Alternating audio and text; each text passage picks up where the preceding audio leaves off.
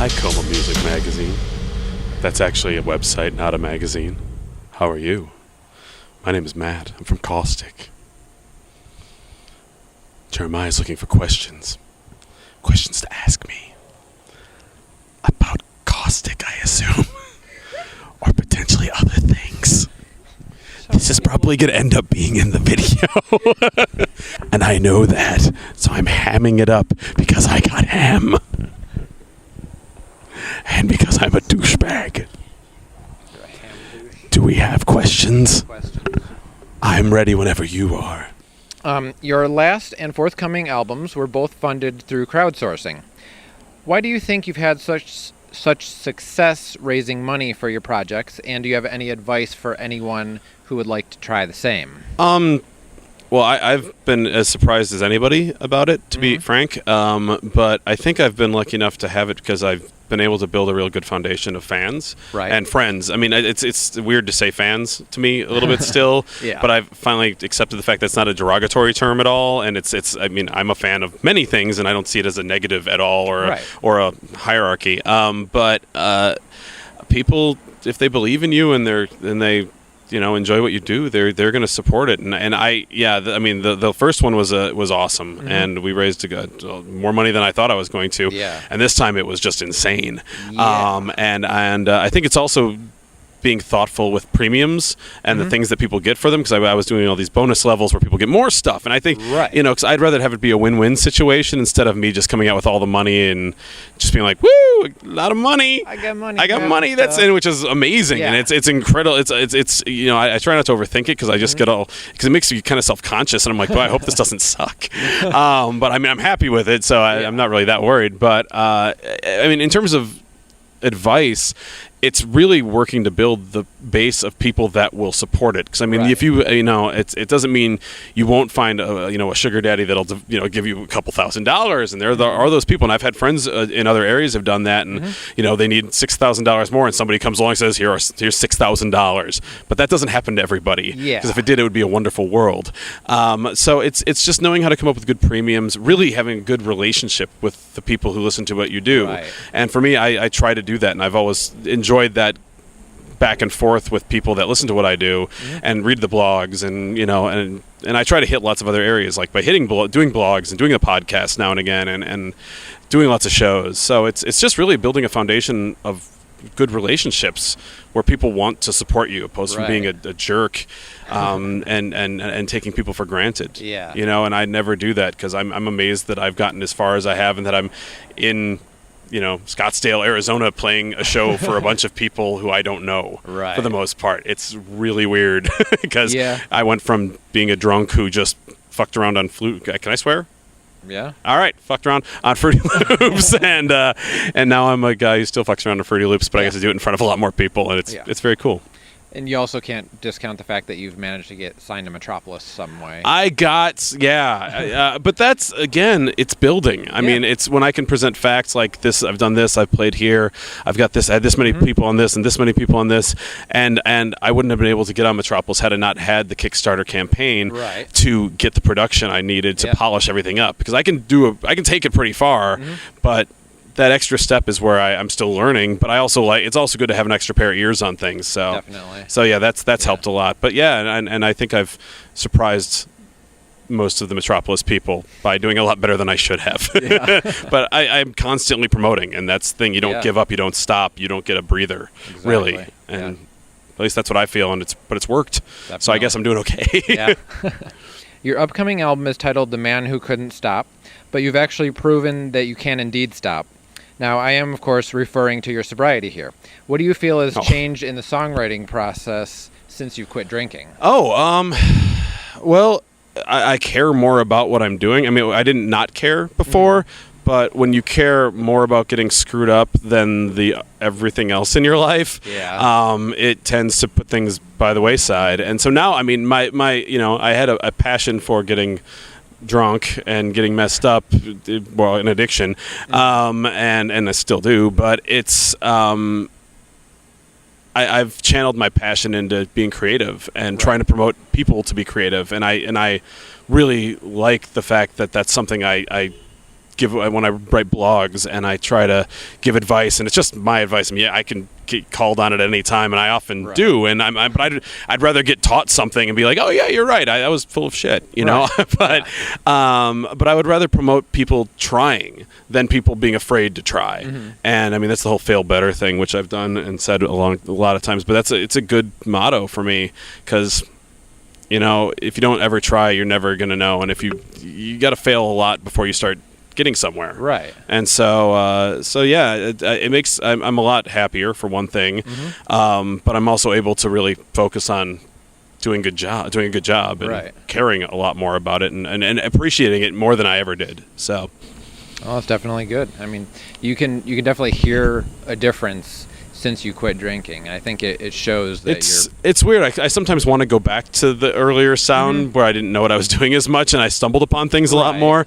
But it's kind of like, you know, you get where you get, and going back is dumb, and it's not exciting to me to do that anymore. But I still do noisy tracks. I still play all of it live, and I still do. I mean, the new album's got a ton of different styles on it. Things that are really slow and totally unlike what I think anybody's heard from me before. And then stuff that's like crazy fast and like 2 minutes long, and I love it. So I love it all. So I listen to a lot of stuff, and you know, it's kind of like a iPod on shuffle in my head a lot of the time, and that's kind of what my albums turn out like.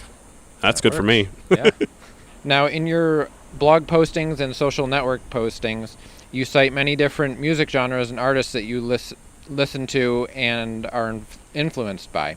What were the main influences on the upcoming album? Oh, geez. There's a lot. I mean, the album itself, I had this idea because it's based it's 18 tracks. It's a huge album, and it's based off it's inspired by the 18 chapters of Ulysses by James Joyce, and which is just, I thought it was the funniest challenge to do, because I really wanted to challenge myself to something I never thought I'd be able to do, and a concept-y album. But it's very loosely inspired. Anyway, but that was inspired by the Fucked Up album, David Comes to Life, which is also 18 tracks, which is coincidental. But in terms of artists, I mean, everything from Tricky to Front 242 to Godflesh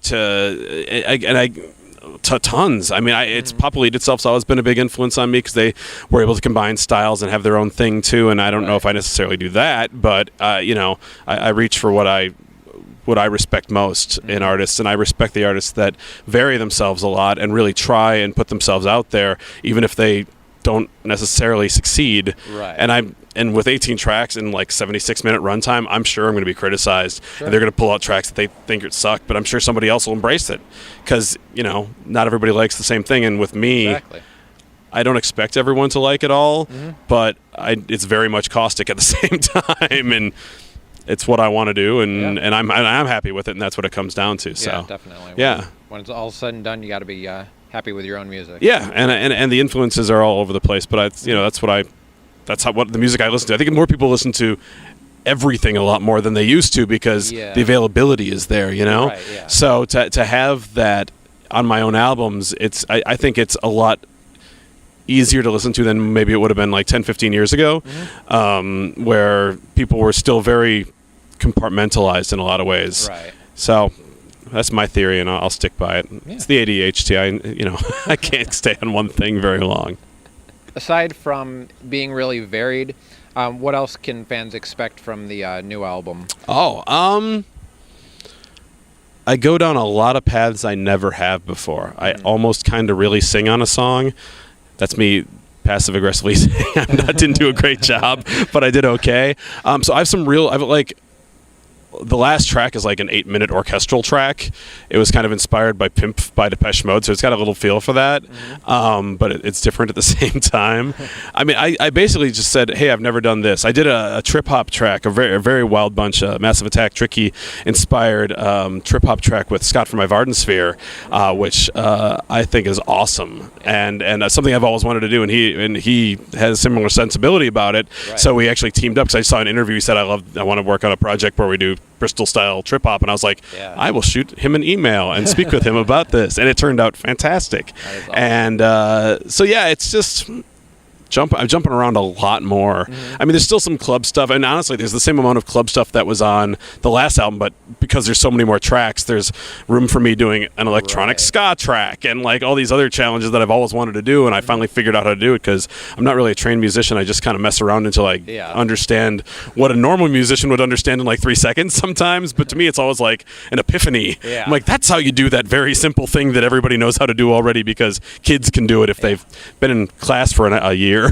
But you have that sense of accomplishment in figuring it out. It's always I'm still a kid in the candy store with everything, you know. I mean, I almost enjoy the limitations because I've always, you know, the limitations inspire me to try new things and to do things a different way that I'm like, oh, I didn't think I could do that, and that turned out cool, and it wasn't exactly what I went for, but that's awesome. That's Caustic right there. That's my shit. Yeah, definitely. All right, now, seeing the cover of The Man Who Couldn't Stop, it has been pointed out that there is quite a similarity to the classic game Descent 2 in the cover. Now, given the similarity of covers and the fact that there's a dung beetle on the cover of your album, can we expect a shitty ripoff of Descent 2 if we pop it into our computers? If it means you'll buy it. Yes. I've never even heard of that game. I don't play games. And I thought it was really funny when I saw it. I'm like, oh, shit, awesome. All right. Huh, good coincidence, I guess, you know? But yes, it'll totally play a shitty ripoff of Descent 2. It'll be decent, too. Decent. That was me playing. I'm really tired. I don't play games. That was interesting. It was glad somebody thought of it. Yeah, I never would have. I mean, I've heard of the game, but I had no idea. Don't know. I stopped at like Super Mario Kart, so... You appeared as a guest vocalist on the last Vardensphere album, contributing vocals on the track Myopic, and you collaborate again, as you mentioned, with Scott, and also Android Lust on your upcoming album. Now, you talked a little bit about how the Vardensphere collaboration came about there, but how did you come to collaborate with Android Lust? Well, I've known Chicky for a long time. I booked her for the festival I did years and years. I used to do a festival called Reverence in Madison, Wisconsin, and so I've always been a huge fan of hers since the Dividing, and I just think she does a really unique voice in our scene, and I don't think she's even as appreciated as much as she should be, but I think she also branches out to people who don't listen to what we do. They're not in, Rivet Heads, they're not goth, they're not whatever. But when I was coming up with the concepts for the songs, I came up with this female voice that I wanted to have say some things, and I was trying to think of who to use, and I was like, oh, Jesus, that would be awesome.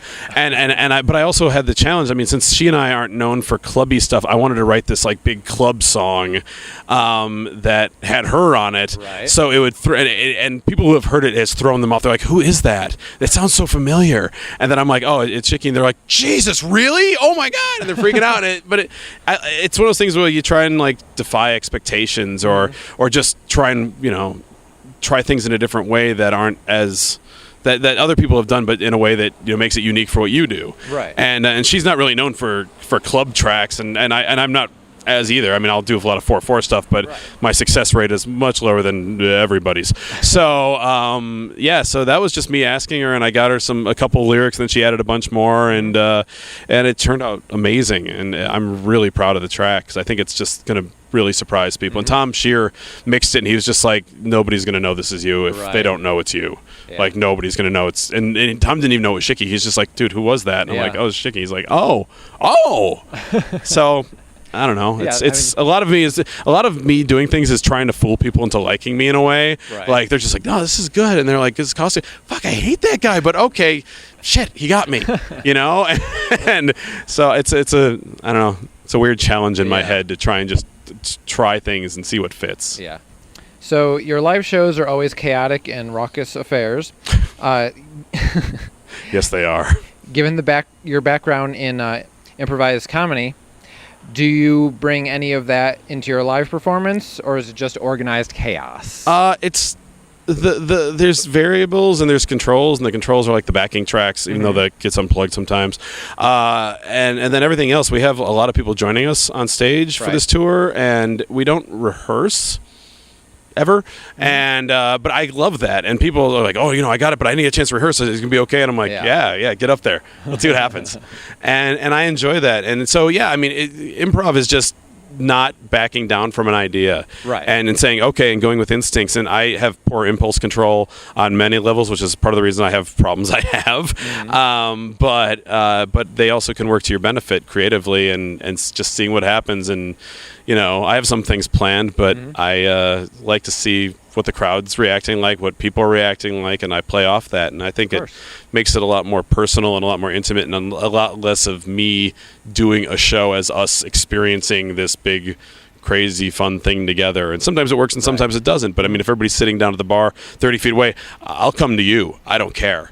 And I think that's fun. And I'm like, you're going to get a show regardless, even if you're not super into it. That's cool. I mean, I'm going to do what I'm going to do either way. And if you don't like it, that's on you. And I'm sorry that you didn't enjoy it. Yeah. But I had fun regardless. And hopefully you'll come around when I surprise you and fool you into liking one of my songs. Exactly. Yeah. I've moved. I've changed spots. So I have better lighting on my face. It's hard being a sex symbol in industrial. So outside the U.S., you've already played some shows in the U.K., so they've got to experience your unique and energetic live show. Now, are there any other plans to take Caustic further into Europe now that fans have had a little... Yeah, I'd love to. I've wanted to for a long time, and now I've started building a little bit more of a base there with White Knuckle Headfuck did pretty well over there, and I've got it's like a lot of people, some people in Germany. I've got a lot more people in Scandinavia in general that seem to appreciate what I do, which is very cool. But England just gets it. I mean, they kind of get weird alt comedy, the kind of stuff that influences me too. And I've been I don't put myself on the same level as anybody I'll mention, but I'm like, they got Bill Hicks, which nobody got here. Right. And because there's comedy, and then there's the comedy that's a little more whatever. I don't know. They get weirder stuff, and they appreciate it, and they kind of... I mean, a lot of my influences are Popolite itself, like I said, and a lot of the Grebo acts from that time. And so I think they've latched onto that. Plus, we have a good time, and it's just a party. And maybe in Europe, it's a little more, you see the bands that are big that come out of there, and good bands, not a bad one in the bunch, but they have a definite different style on stage than I do. Yeah. I don't have the same style as Covenant. I don't have the same style as And One or any of the aggro-techy bands that are popular. And again, people can like what they like, and they're not bad bands, but I don't do that show because I don't want to, because I just have more fun doing something that I consider my show, but it ends up being different. But not because I really designed it that way as much as it's Caustic. It just happens. Yeah, it's my personality and my voice. Yeah. I mean, I think a lot of that probably also relates to, here... You play to a lot of smaller crowds in there, I think. So, I mean, that's got to have some effect on it. And I started in the noise scene a lot more, even though I wasn't necessarily noise. Right. And then I kind of branched out more and more and was just lucky to build people who, there's the people who are jaded and have a sense of humor about this. And then there's people who just think I'm shit and that they think I sound like Combi Christ, even though they've only heard the one song that I might scream, and Andy and I scream similarly. Just how it is, and we're pals, and it's all good, whatever, it's fine. But it's you get easily dismissed if you don't fit into a mold, right? And I don't want to fit into that mold, so maybe that's kind of another reason I jump around a little bit, is I can't be nailed as one thing, right? But because I'm nailed as so many things, that's the whole is Caustic. Yeah, sure, we'll go with that. Makes sense. So you've written many insightful blogs on matters concerning the music industry and our scene in general. Now, Jairus of Adversary brought into sharp focus the issue of perceived misogyny and racism in current industrial music by showing a presentation during his performance at Kinetic this year. What are your thoughts on the matter? I've blogged about it before. I mean, I talked about it briefly. I didn't go into it, but it was not just those. It wasn't just Nakmar and Combi Christ that I usually don't name names in my blogs. Right. Partially out of I don't want to start a fight with someone on something, because I mean, it's the art. It's not the person, and that's what he was very good about separating. He wasn't Right. attacking Andy or Thomas. He had an issue with their art. And I think that's a valid criticism. I applauded it in the sense that I think it should be discussed. Yeah. Do I take it as seriously necessarily? No. But I also, that's not the stuff I really listen to. Right. Do I think it goes too far? Do I think it's necessary? No, not really. But that's not what I'm into, and that's not the kind of crowd that I want to attract. Right. But I think I write blogs to spark discussion. He did a presentation that sparked a lot of discussion. Yeah. I can't do anything but applaud that. And again, I know all three of those guys, and I like all three of those guys a lot on personal and music levels. I think what they all do, they do well. Is it necessarily what I listen to? No, but I don't listen to most of the stuff in this scene because I just don't anymore. Right. My big time was the 90s and 80s, and that's what I listen to the most because that's what I like. But yeah, I think it's a great thing to talk about. I mean, he pointed the finger a lot more directly than I ever would, but that's just our style. He's a lot more confrontational than I am. I mean, I've gotten in more arguments with him online than anybody, but it always ends up with us going, "Hey, man, I respect you. It's awesome. Right. We're brothers. It's cool." But you know, I gave it took balls. I'll just say that, and the reaction was pretty awesome. It was a very punk thing to do. Yeah, definitely. And I always appreciate that. So is it warranted? Is it whatever? That was what the discussion was going to bring up. And take your sides and feel that way, feel the way you want. And I commend the effort. Would I have pointed the finger that directly myself? That's just not my style. Right. And I like to, personally, another reason other than being passive aggressive and saying, I don't want to start fights is I like people pointing, filling in the blanks themselves. So if I'm criticizing something and then I'll have somebody start criticizing like friends of mine and I wasn't even thinking about that, but I want them to think about who might be doing what, right? And who might be the people that are being elitist dickholes and the people who are being lazy and not trying in their lyrics or just punching out the same crap every album. And I have my ideas on it, but people will disagree with me. Yeah. But they'll have their ideas on people, and I'll disagree with them.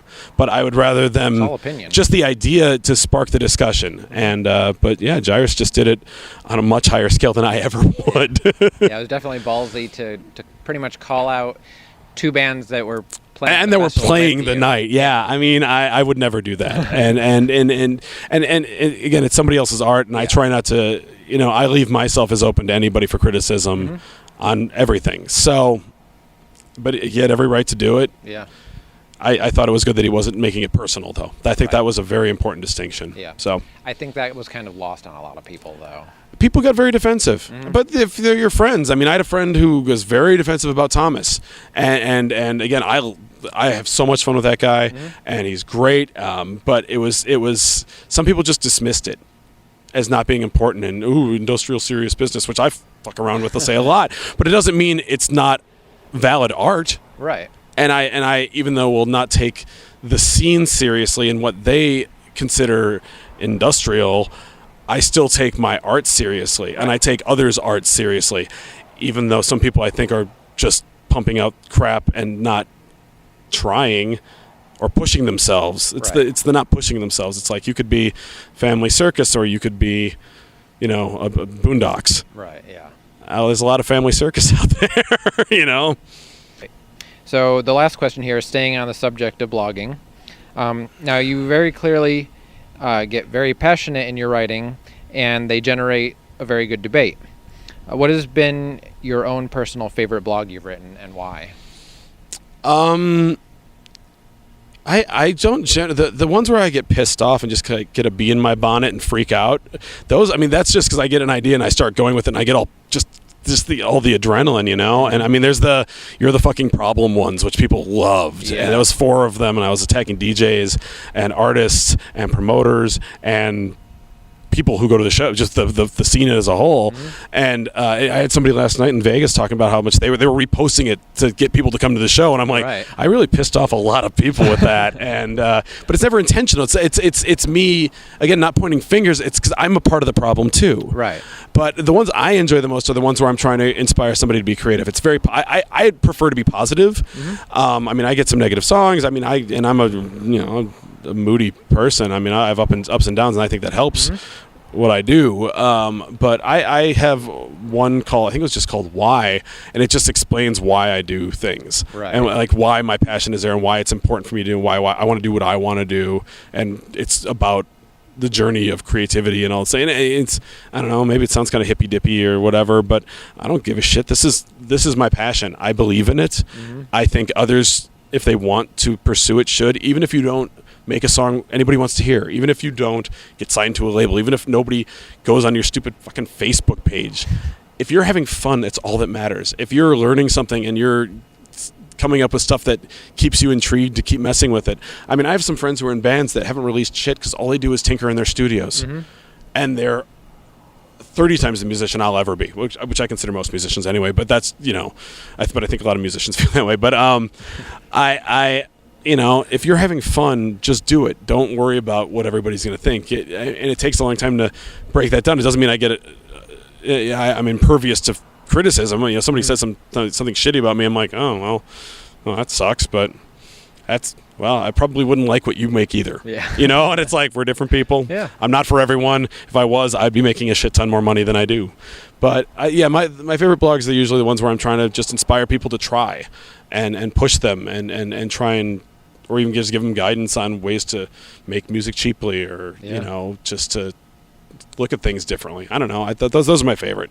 I mean, the ones where I piss a lot of people off and I go in a big rant, I like those because I'll turn a couple fun phrases and seem bitchy and whatever, but yeah, it's the ones that are really heartfelt and sincere, opposed to rants are not necessarily heartfelt or sincere. It's just me spouting off and being wordy, you know. So the heartfelt ones mean a lot more to me because I think that represents me a lot more. All right, so now's the time to say anything else you want to say. Oh shit. Hey, well, other than thank you, Jeez. Get the new CD. It's up for pre-order, right? It's up for pre-order. Yeah, I guess I can pimp shit. Man Who Couldn't Stop. It's on Metropolis. It's gonna be awesome. It's, if you don't like one song, there's like 8 others you can do. I'm actually, it's this. I guess I'll say this. It's not called The Man Who Couldn't Stop for nothing. So this is kind of just the start. And for people who buy it, they will have clues on how to keep going. Excellent. And I'm very excited about that part and have a lot of work to do. So I guess I'll just keep it at that. And thanks for people who listen. Thanks for people who check out my stuff and people who are open-minded enough to know that industrial isn't just one thing. Yeah. And the people who come out to shows. Yeah, and especially people who come out to shows because we're having a lot of fun. We're having a lot of fun. All right. So thanks. Christina's Drug Addict.